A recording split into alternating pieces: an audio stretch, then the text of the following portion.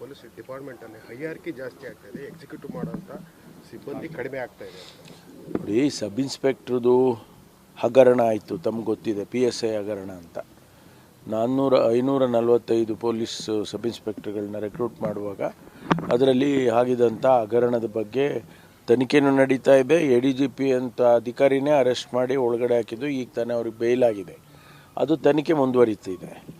ಇದರ ಜೊತೆಗೆ ನಾವು ರೆಕ್ರೂಟ್ ಮಾಡೋದಕ್ಕೆ ಪ್ರೊಸೆಸ್ಸು ಕೋರ್ಟಲ್ಲೆಲ್ಲ ಸ್ಟೇ ಮಾಡಿದರು, ತನಿಖೆ ಆಗೋದ್ರಿಂದ ಅಥವಾ ಹಗರಣ ಆಗಿದ್ದಕ್ಕಾಗಿ. ಈಗ ಅದನ್ನೆಲ್ಲ ಬಿಡುಗಡೆ ಮಾಡಿಸಿ ಈಗ ರೆಕ್ರೂಟ್ಮೆಂಟನ್ನು ಪರೀಕ್ಷೆ ಮಾಡಿ ಈಗ ಅದು ಲಿಸ್ಟ್ ರೆಡಿ ಮಾಡಿದ್ದೇವೆ. ಅದಕ್ಕೆ ಒಂದಿಷ್ಟು ಸಣ್ಣ ಪುಟ್ಟ ನಿಯಮಗಳ ತೊಡಕಿದೆ. ಏನು 371J ಅದನ್ನೆಲ್ಲ ಅಕಾಮಡೇಟ್ ಮಾಡಬೇಕು ಅನ್ನೋದ್ರ ಬಗ್ಗೆ ಒಂದಿಷ್ಟು ತೊಡಕುಗಳಿದ್ದಾವೆ.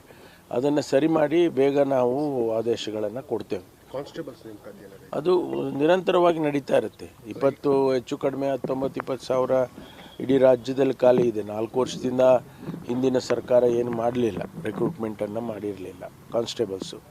ಅದಕ್ಕಾಗಿ ಈಗ ಅದನ್ನು ಮುಂದುವರಿಸ್ತಾ ಇದ್ದೇವೆ. ಜಿಲ್ಲೆಯಲ್ಲಿ ನಾವು SP ಗಳಿಗೆ ಪರ್ಮಿಷನ್ ಕೊಟ್ಟಿದ್ದೇವೆ. ಅದಕ್ಕೆ ನೋಟಿಫಿಕೇಷನ್ ಆದ ತಕ್ಷಣ ಅವ್ರು ಮಾಡಿಕೊಡ್ತಾರೆ.